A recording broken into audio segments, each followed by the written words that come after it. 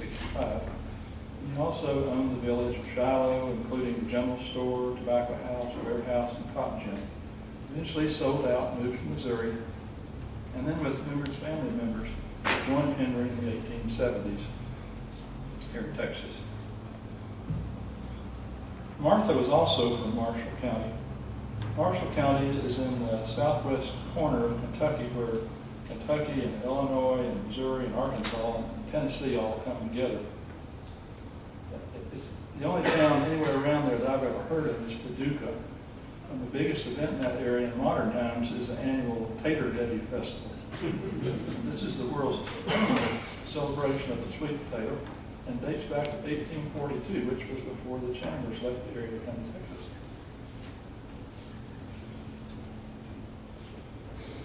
Most likely, settlement in the Rockwall area was inspired by the prevailing concept of manifest destiny.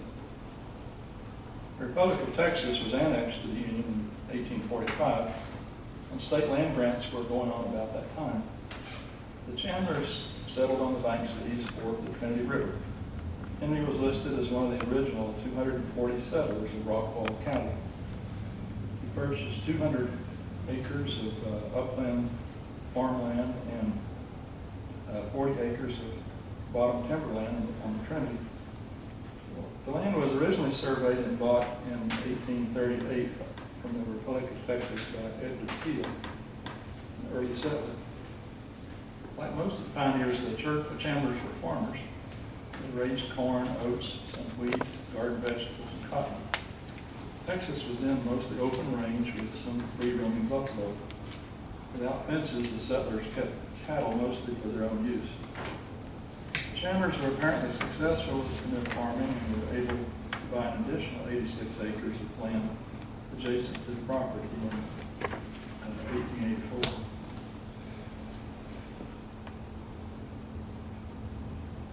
The town of Rockwall was founded in 1854, which was also about the time Dallas was founded. Dallas then had a population of around 500. Prior to that, land was inhabited by the Caddo and Creek Indians who were at war with each other when the first Anglo settlers arrived. In the 19th century, the Rockwall area was primarily an agricultural community that was further developed by the arrival of the MK&T Railroad in 1886.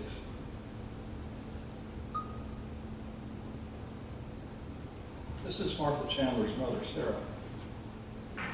I think you can tell where Henry's wife gets her captivating smile.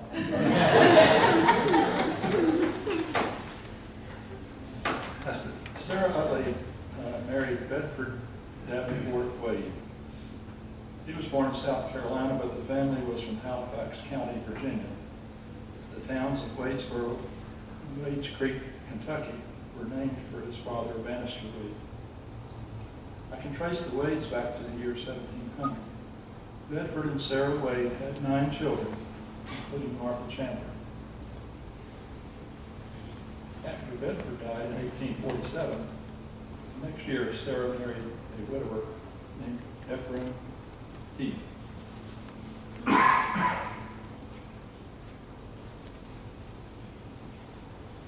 They moved to Texas about 1859.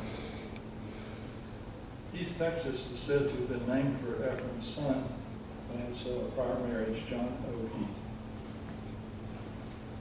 Martha Wade Chandler had 8 siblings.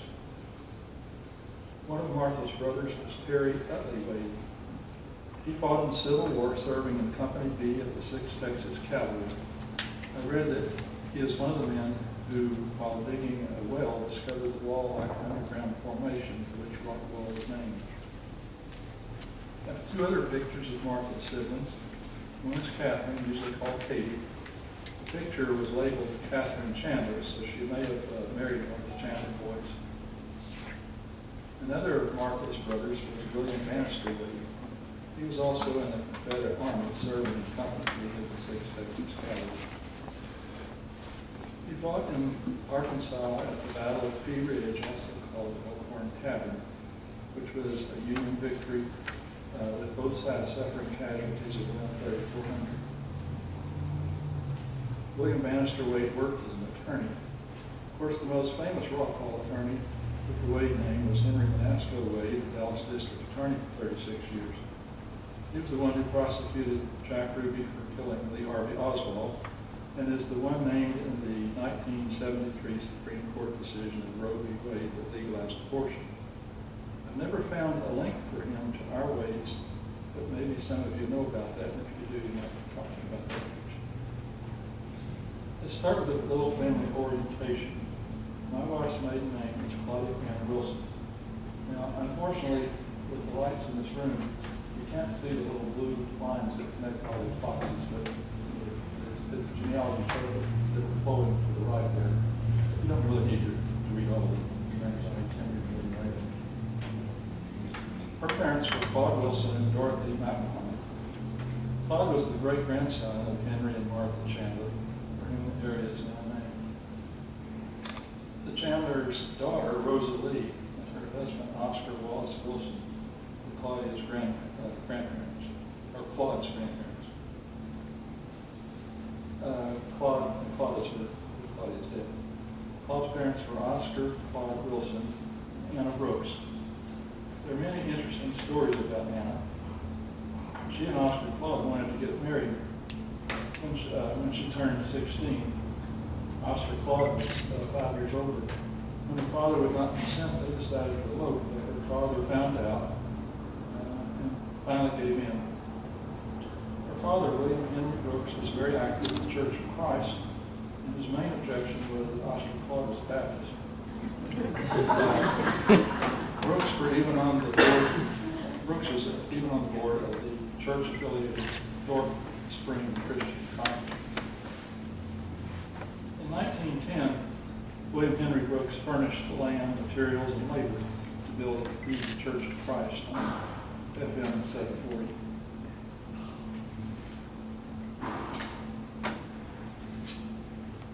Claude was married to Dorothy McMahon in the Grand Sling area. The McMahons were from Tennessee, but it's interesting that Dorothy's great-great-grandfather was born at sea, coming from Ireland to America in 1790. At one time, the cemetery was in total disrepair and almost hidden, and broken headstones were lying on the ground. Dorothy Wilson is the one who donated a significant amount of money to have the headstones repaired and reset, a large bench to be placed, and a fence to be installed with the assistance of her son Kevin and daughter-in-law Cheryl. In conjunction with the Rockwell Historic Society, we were able to permanently mark the site for the State Historic Marker, which was dedicated in 2011. This is Dorothy Wilson with 3 children. I think you can see that. I'm just going to let you read that yourself before I read it for you.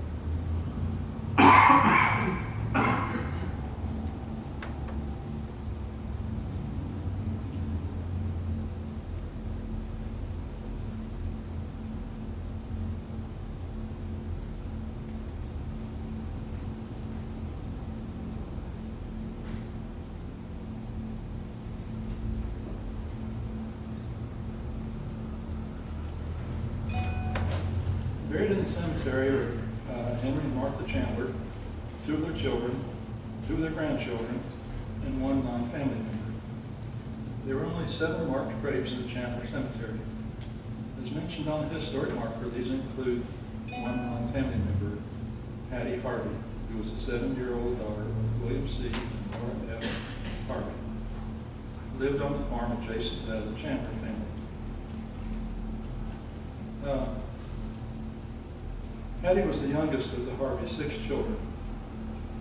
William and Laura were about 20 years younger than the Chandlers and would later have 2 more children. When Hattie died, there were only 4 other persons buried in the small family cemetery. Henry and Martha had 6 children that I know of. I believe Sarah and Letitia died before they moved to Texas from Kentucky. The oldest grave in the cemetery is Henry and Martha Chandler's 9-year-old daughter, Mary, who died on New Year's Eve, 1869.